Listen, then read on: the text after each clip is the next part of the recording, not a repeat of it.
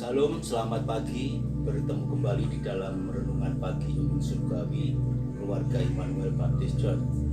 Pagi hari ini Bapak Saudara, kita akan kembali belajar firman Tuhan, di mana saya mengambil Yohanes 14 ayat 6 menjadi dasar di dalam Sabtu Sunyi ini untuk kita punya keyakinan penuh bahwa Yesus Kristus yang mengatakan akulah jalan dan kebenaran dan hidup, tidak ada seorang pun yang datang kepada Bapa kalau tidak melalui Yesus Kristus.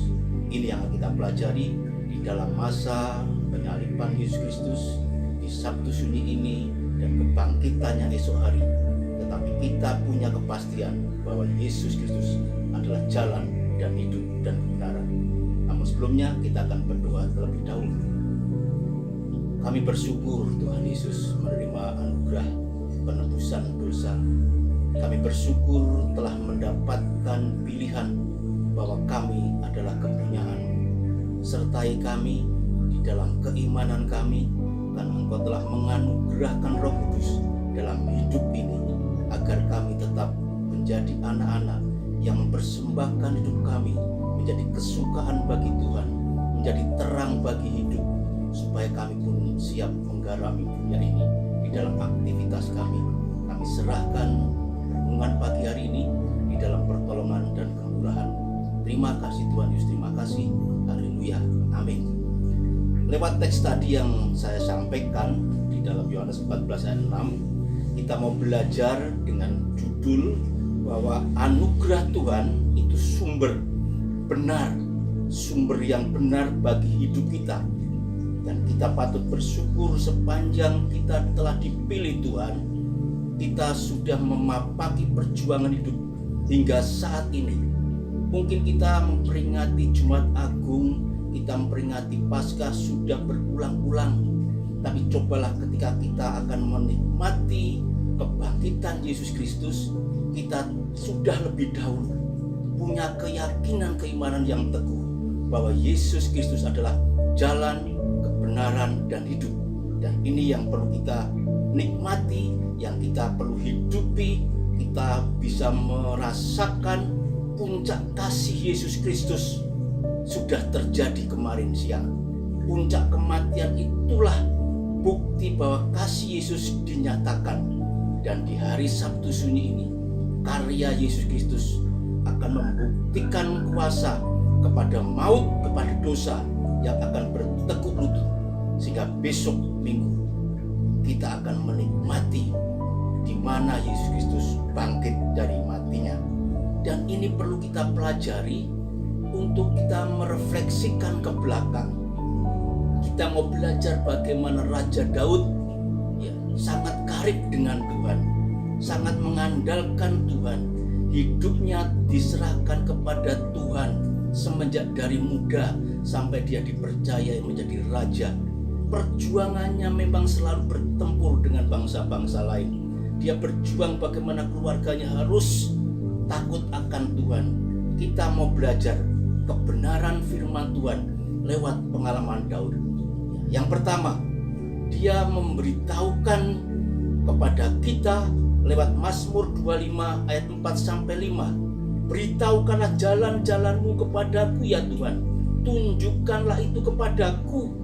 Bawalah aku berjalan dalam kebenaran-Mu dan ajarlah aku, sebab Engkaulah Allah yang menyelamatkan aku.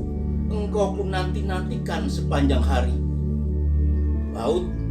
Raja Daud meminta jalan, meminta petunjuk, meminta jalan yang benar itu supaya Allah menyelamatkan dia. Itu yang dinanti-nantikan Daud. Jadi yang pertama, kita belajar dengan Daud untuk meminta, memberitahukan Allah, memberikan jalan, petunjuk, keselamatan kepada kita. Yang kedua, Daud meminta petunjuk jalan Tuhan. Lewat Mazmur 27 ayat 11-13. Tunjukkanlah jalan ya Tuhan kepadaku. Tuntunlah aku, sebab seturku. Janganlah menyerahkan aku kepada nafsu lawanku, dan seterusnya.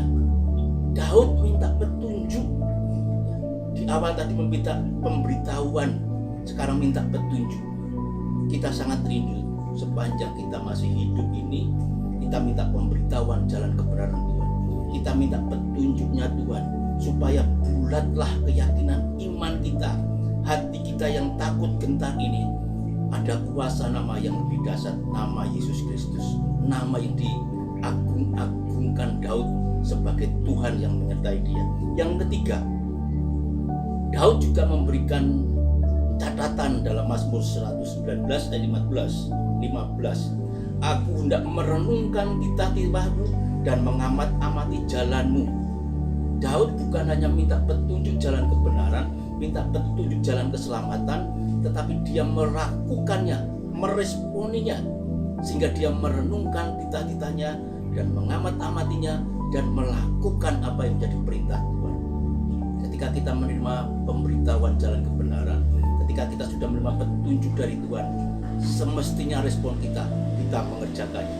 Bapak Ibu yang saudara saya kasih, kita tutup di dalam ibadah pagi hari ini, di dalam renungan embun surgawi hari ini.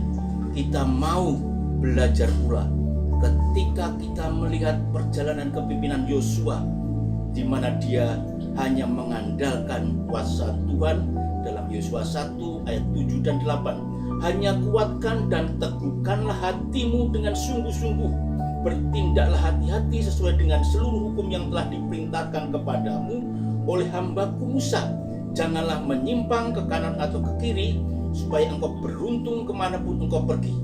Janganlah engkau lupa memperkatakan kitab Taurat ini, tetapi renungkanlah itu siang dan malam, dan seterusnya. Berarti kita bisa melihat keteladanan Daud, kedekatan dia dengan Tuhan, karibnya Daud dengan Tuhan. Kita juga bisa melihat cara kepimpinan Yosua yang tak henti-hentinya meminta petunjuk Tuhan, tidak mau menyimpang atas perintah Tuhan, dan itu dikerjakan dalam kepimpinan Yosua. Bapak Ibu yang saya kasih, kita bersyukur di dalam Alkitab kita banyak belajar tentang tokoh-tokoh yang mengikuti, memastikan bahwa hanya Tuhan Yesus Kristuslah jalan dan kebenaran, dan jalan itu menuntun kita di dalam hidup yang benar. Tuhan Yesus memberkati. Salam.